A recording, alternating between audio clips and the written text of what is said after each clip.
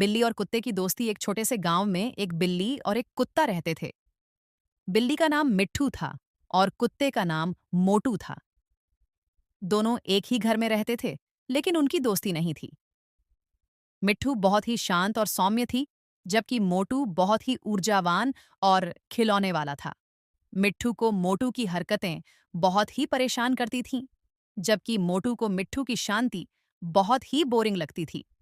एक दिन जब घर के सभी लोग बाहर गए थे, मिट्ठू और मोटू घर में अकेले रह गए। मोटू ने मिट्ठू को परेशान करने का फैसला किया और उसके पीछे दौड़ने लगा।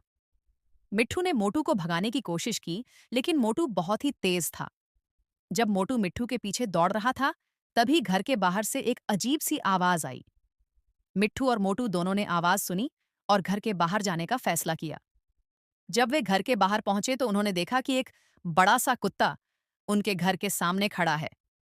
वह कुत्ता बहुत ही बड़ा और खतरनाक दिख रहा था। मिट्ठू और मोटू दोनों ने उस कुत्ते को देखा और डर गए। लेकिन फिर मोटू ने मिट्ठू को देखा और उसकी ओर बढ़ गया। मिट्ठू ने मोटू को देखा और उसकी ओर बढ़ गई। दोनों ने एक दूसरे को देखा और फिर उस बड़े कुत्ते की ओर बढ़ गए। उस बड़े कुत्ते ने मिट्ठू और मोटू को देखा और डर गया।